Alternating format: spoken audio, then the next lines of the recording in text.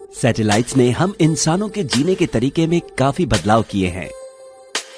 इस वीडियो में हम ये जानेंगे कि सैटेलाइट टेलीविजन कैसे काम करता है और इस ब्रॉडकास्टिंग बिजनेस में बहुत पैसा है। वीडियो के अंत में हम आपको दिलचस्प कारण भी बताएंगे कि जिस तरह से इंटरनेट वीडियोस में बफरिंग होती है, उस तरह आपके टीवी ब्रॉडकास्ट्स में क्यों नहीं होती। सैटेलाइट टीवी ब्रॉडकास्टिंग को ठीक से समझने के लिए हमें पहले सैटेलाइट के पार्ट्स और वो कैसे काम करते हैं के बारे में कुछ बेसिक नॉलेज होनी चाहिए। जैसा कि आप देख सकते हैं, अर्थ एक इलिप्टिकल ऑर्बिट में सन के चारों ओर घूमता है और अर्थ भी अपनी एक्सिस पर मुड़ता है। आप देख सकते हैं कि रोटेशन की ये एक्सिस इलिप्टिकल ऑर्बिट सरफेस से परपेंडिकुलर नहीं है, बल्कि दिखाए गए अनुसार थोड़ी इंक्लाइंड है। सैटेलाइट टीवी को काम करने के लिए सैटेलाइट को आपके घर के रिलेटिव मूव नहीं होना चाहिए। इसका मतलब है कि सैटेलाइट को अर्थ की इक्वल स्पीड में घूमना चाहिए, जिसका मतलब है कि एक चक्र को पूरा करने में 24 घंटे लगेंगे। आइए इस पॉइंट पर गति की जानकारी का इस्तेमाल करते हुए ग्रेविटेशनल और सेंट्रीपेटल फोर्सेस की बैलेंस इक्वेशन पर काम करें। आप देख सकते हैं कि सैटेलाइट के लिए रिलेटिव मोशन कंडीशन पाने के लिए आवश्यक ऑर्बिटल रेडियस 42,164 किलोमीटर है। इस ऑर्बिट को जियोस्टेशनरी ऑर्बिट के रूप में जाना जाता है। सैटेलाइट टीवी पर्पसेस के लिए इस्तेमाल किए जाने वाले सभी सैटेलाइट्स को इस ऑर्बिट में पार्क किया जाना चाहिए। और यह दृश्य दिखाता है कि आजकल जियोस्टेशनरी बेल्ट कितनी ज्यादा भर गई है। अब चलिए सैटेलाइट के बारे में कुछ बातें जानें। एक सैटेलाइट के लिए आवश्यक एनर्जी ज्यादातर उसके सोलर पैनल से आती है। हालांकि अगर सैटेलाइट सूरज के सामने नहीं है, तो एक बैटरी पैक उसके ऑपरेशंस को जारी रखने में मदद करता है। यह जानना दिलचस्प है कि सैटेलाइट्स में थ्रस्टर्स नामक छोटे इंजन होते हैं। एक सैटेलाइट द्वारा अनुभव किए जाने वाली ग्रेविटेशनल फील्ड अर्थ की सरफेस, मून और सन के प्रेजेंस के कारण एक समान नहीं है। सैटेलाइट की ओरिएंटेशन और पोजीशन को हमेशा सही रखने के लिए थ्रस्टर बहुत अधिक मात्रा में फोर्स प्रोड्यूस करता है। कम्युनिकेशन पर्पसेस के लिए सैटेलाइट का सबसे इंपॉर्टेंट पार्ट ट्रांसपॉन्डर होता है। ट्रांसपॉन्डर्स एक फ्रीक्वेंसी पर बेस स्टेशन से सिग्नल्स प्राप्त करते हैं, सिग्नल की शक्ति को बढ़ाते हैं, किसी भी शोर को निकालते हैं और इसे एक अलग फ्रीक्वेंसी पर अर्थ पर वापस ट्रांसमिट करते हैं। अपलिंक फ्रीक्वेंसी हमेशा डाउनलिंक फ्रीक्वेंसी से ज्यादा होती है। आप अलग अलग फ्रीक्वेंसी बैंड्स के एंटेनास देख सकते हैं।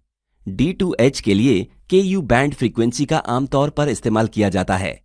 इन KU बैंड सिग्नल्स में अच्छी शक्ति होती है, जिसमें छोटे आकार के रिसीवर एंटेना को फिट किया जा सकता है। अतीत में C बैंड सिग्नल्स, जिनकी एनर्जी कम होती है, टेलीविजन कम्युनिकेशंस के लिए इस्तेमाल किए जाते थे और इसलिए पहले के दिनों में बड़े एंटेनास का इस्तेमाल किया जाता था। हालांकि KU बैंड सिग्नल्स बारिश से अफेक्ट होते हैं, इसलिए साइंटिस्ट्स को सैटेलाइट टेक्नोलॉजी में सुधार करने की जरूरत है। अब जब हमारे पास कुछ बेसिक जानकारी है, तो आइए देखें कि सैटेलाइट टीवी टेक्नोलॉजीज के माध्यम से सैकड़ों टीवी चैनल्स आपके घर तक कैसे पहुंचते हैं। इस टीवी चैनल के मामले पर विचार करें। CNN। उनके पास वीडियो प्रोडक्शन फैसिलिटी है और बड़े पैमाने पर देखने के लिए कंटेंट प्रोड्यूस करते हैं। 24/7 हम उन्हें प्रोग्राम सोर्स कहते हैं। इस चैनल को एक ही समय में कई सैटेलाइट टीवी ब्रॉडकास्टर्स के नेटवर्क्स पर उपलब्ध होने की जरूरत होती है, जिसे हम DBS प्रोवाइडर्स कहते हैं। इस CNN को प्राप्त करने के लिए बस अपनी जियोस्टेशनरी ऑर्बिट में अपने किराए के ट्रांसपॉन्डर पर सिग्नल को भेजते हैं। यह ध्यान दिया जाना चाहिए कि वीडियो सिग्नल्स भेजने से पहले प्रोग्राम सोर्स सूटेबल पॉइंट्स पर एडवर्टाइजमेंट्स इंसर्ट करता है और यह चैनल्स के लिए इनकम का पहला सोर्स है। अब CNN सिग्नल आमतौर पर एक पॉइंट पर उपलब्ध होता है और कोई भी DBS प्रोवाइडर प्रोग्राम सोर्स के साथ बिजनेस अग्रीमेंट करने के बाद सिग्नल तक पहुंच सकता है। इसी तरह डीबीएस प्रोवाइडर ऐसे कई चैनल्स या प्रोग्राम सोर्सेस से सिग्नल्स कलेक्ट करता है। अपने ब्रॉडकास्ट सेंटर में वे इन सभी कंटेंट को एक साथ क्लब करते हैं और MPEG कंप्रेशन, बिट रेट के स्टैंडर्डाइजेशन और सिग्नल के इंक्रिप्शन जैसे वीडियो फॉर्मेटिंग करते हैं। उसके बाद डीबीएस प्रोवाइडर एक सैटेलाइट पे अपने किराए के ट्रांसपॉन्डर पर सिग्नल भेजता है। एक डीबीएस प्रोवाइडर ट्रांसमिट होने वाली बड़ी मात्रा में डेटा को संभालने के लिए कई ट्रांसपॉन्डर्स को किराए पर लेता है। इस तरह से लगभग 300 से 400 चैनल्स सिंगल डीबीएस प्रोवाइडर्स के सैटेलाइट पर उपलब्ध होंगे। अब सिग्नल ट्रांसमिशन में अंतिम चरण एंड यूजर को सिग्नल्स का ट्रांसमिशन। यहां एंड यूजर को अपने डिश एंटीना को डीबीएस प्रोवाइडर के सैटेलाइट की ओर रखना होगा। आपने देखा होगा कि अलग अलग डीबीएस प्रोवाइडर्स के लिए डिशेस के अलग अलग एंगल्स होते हैं, भले ही सभी डिशेस एक ही लोकेशन पर हों। ऐसा इसलिए है क्योंकि अलग अलग प्रोवाइडर्स अपने सिग्नल्स को ट्रांसमिट करने के लिए अलग अलग सैटेलाइट्स का इस्तेमाल कर सकते हैं।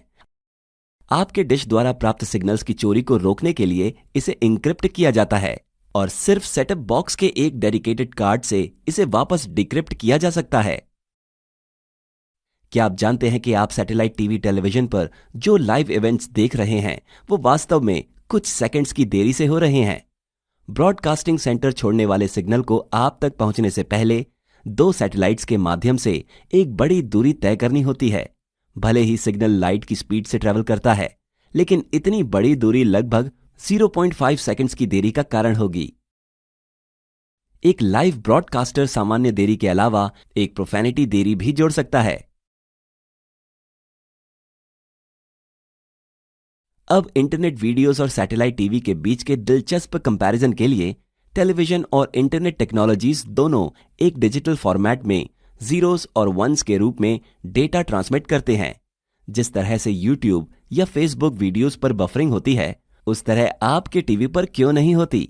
सैटेलाइट टेलीविजन पर ब्रॉडकास्टर सिर्फ 300 से 400 चैनल्स या वीडियो स्ट्रीम्स प्रोवाइड करता है और यूजर को इस छोटे कलेक्शन से सिर्फ एक को चुनना होता है। हालांकि इंटरनेट पर हर एक यूजर की डिमांड बहुत अलग है। चुनने के लिए इंटरनेट पर लाखों वीडियोस हैं। इसका मतलब यह है कि टीवी ब्रॉडकास्टर्स द्वारा संभाली गई ट्रैफिक की मात्रा इंटरनेट ट्रैफिक के लेवल के करीब नहीं है और ये इंटरनेट पर ट्रैफिक का बहुत बड़ा लेवल है जो कभी कभी यातायात भीड़ और बफरिंग का कारण बन सकता है। इस वीडियो में बताया गया है कि कैसे सैटेलाइट्स टेलीविजन ब्रॉडकास्टिंग में अपनी भूमिका निभाते हैं। ये समझने के लिए कि सैटेलाइट्स आपके जीपीएस को काम करने में कैसे मदद करते हैं, कृपया इस सीरीज में हमारे अगले वीडियो को देखें। धन्यवाद।